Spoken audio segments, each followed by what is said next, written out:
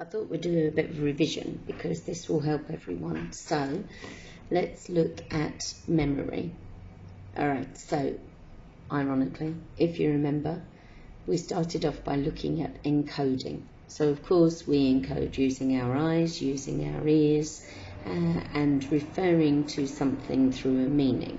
There are other ways of encoding, tactile, olfactory, okay, but these are the most important ones: visual, acoustic, and semantic. Alright, so we encode, then we store, and then we retrieve. Okay, so you need to make sure that you have those ideas there. So we translate the information, we store it into our brain, and then we have to have cues to bring something back. So that could be recognition, like a multiple choice question, or it could be cued recall, so like I do, where I go through the alphabet to try to remember a name. And you also have free recall, where you're remembering everything for yourself. Okay, now you might have a mnemonic to help you remember things. You might hear a sound and it reminds you of something. You hear a song and it reminds you of something. All right, so if we look at encoding specifically, we then had Bagley's study. If you remember, we looked at the words as well. So we tried it out in class. And the conclusion that he came to was that short-term memories are encoded acoustically and long-term memories are encoded semantically.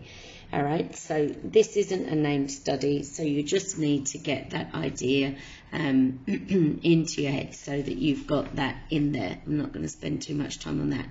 However, we then looked at different types of memory. So in our long-term memory, we have episodic, semantic, and procedural.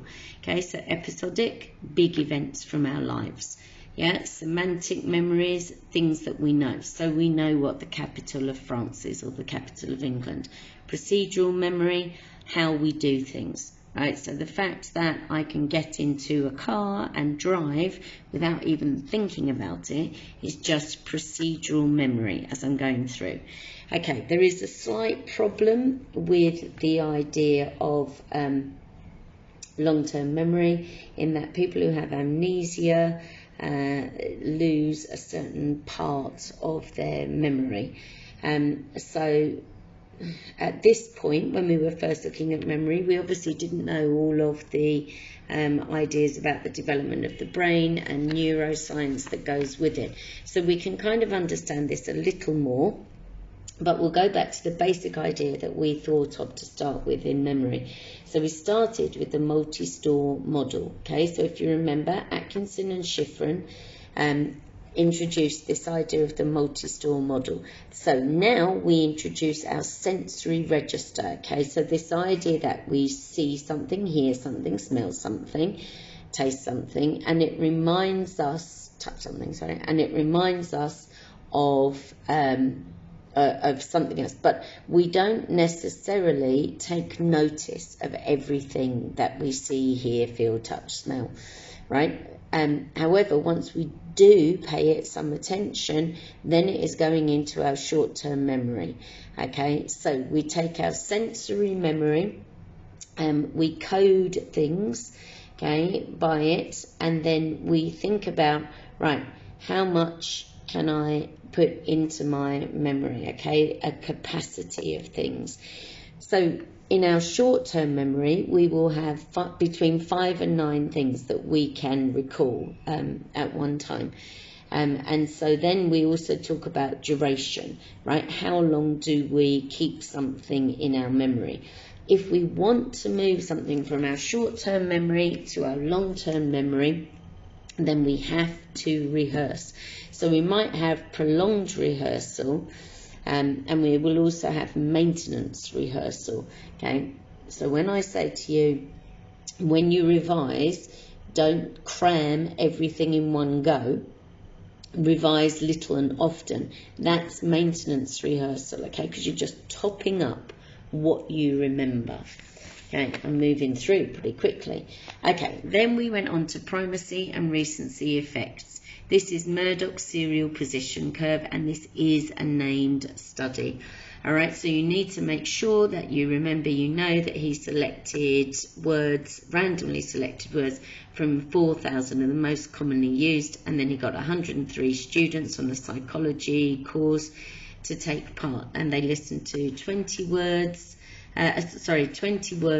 lists, and they varied in length from 10 words to 40 words. And what he did then was he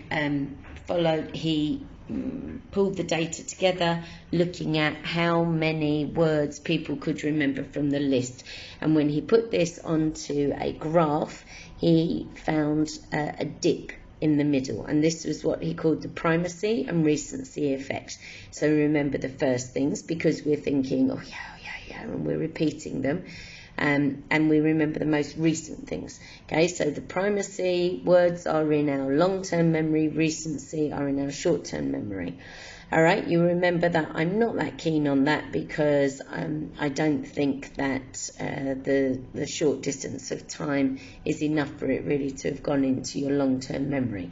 However, this was an artificial task, even though it was in a controlled laboratory study, so it meant that they were able to isolate all of the variables, and of course it also helps with amnesiacs and looking at studies of them.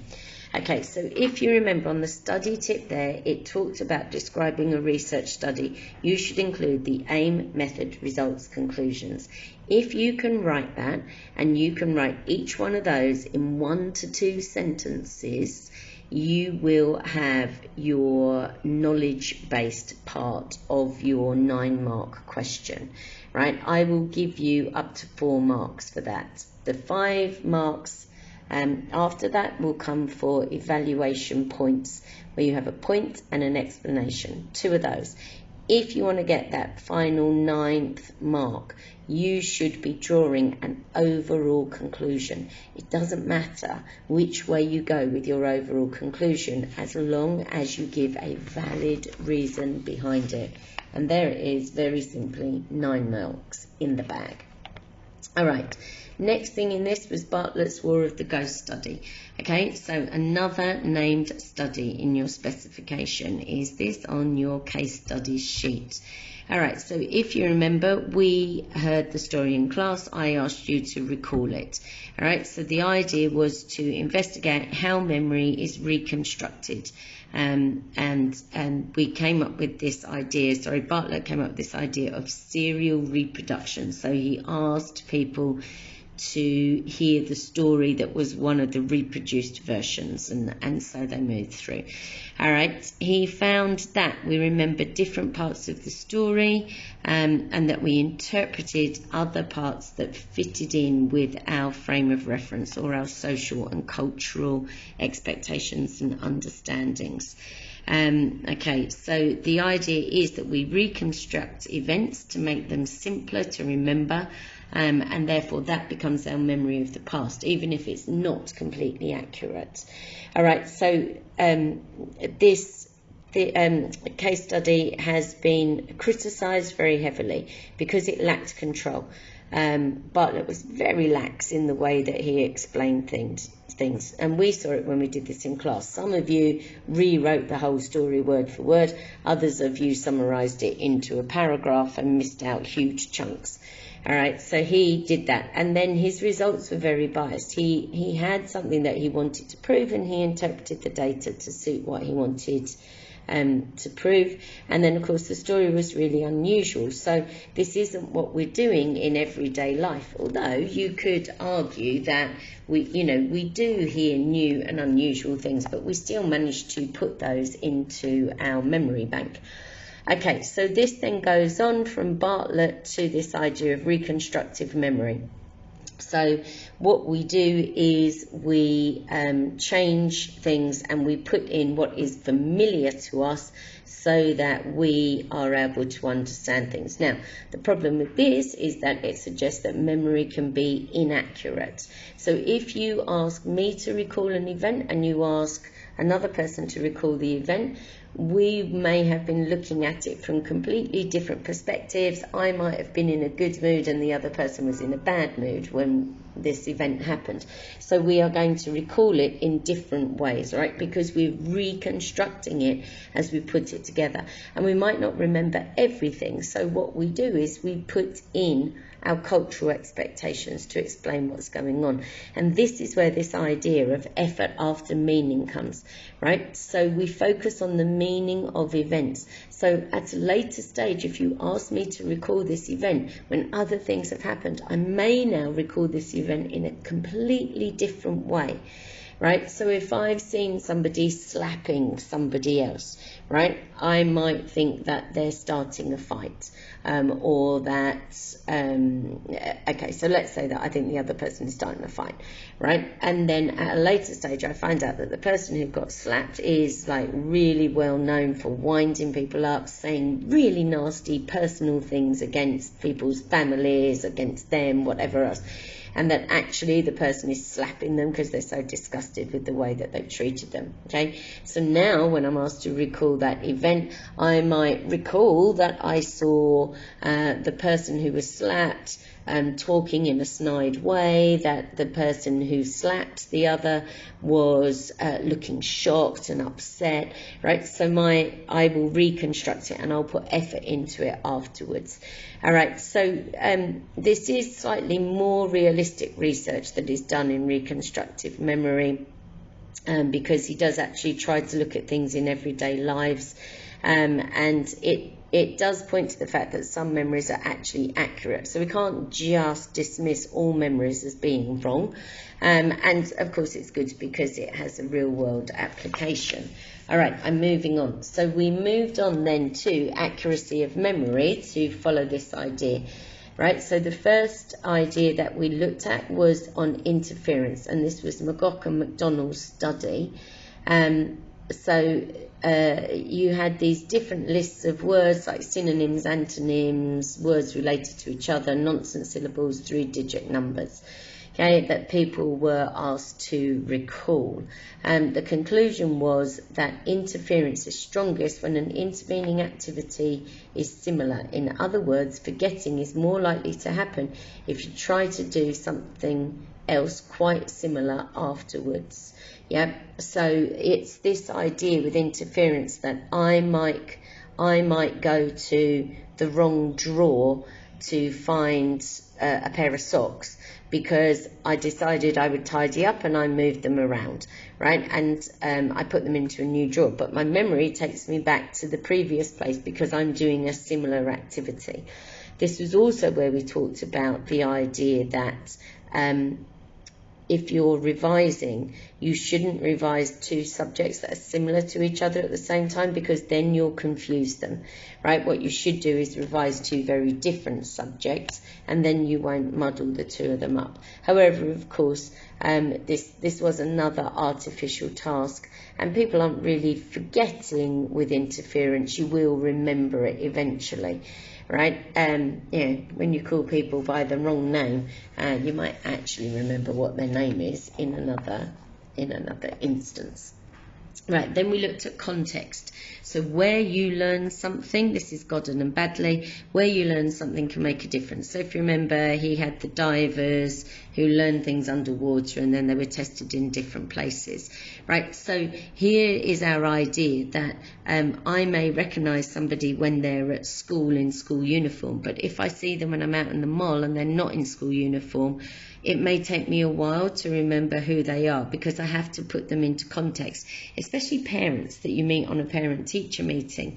So once you're back in the place where you learnt that thing, it becomes easier to recall it. Okay, again, this is a very artificial task. It's only short-term memory, so it's a very specific effect, and it only really applies in very similar situations. And we know that we can remember things that we learnt in different places.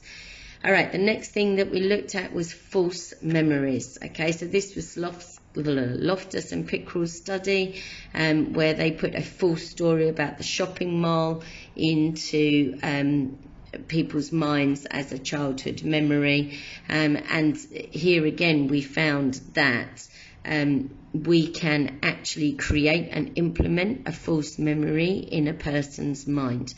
Okay, so then again, memory is inaccurate, okay, because what we may be doing is modelling up things that we know to be true and things that we would like to be true, and whatever else, okay? And if somebody tells you often enough that something happens, you may actually start to believe it, all right? It is another artificial task. There are also obviously ethical issues. If we are making up false stories, we could psychologically scar you, I guess. But then it also has a real world application, so it's it's good in that sense. All right, so we kind of come to the conclusion that memory is very inaccurate by the end of that, and you have all these different factors that can come into the reason for it. All right, so that is memory in 16 very brief minutes.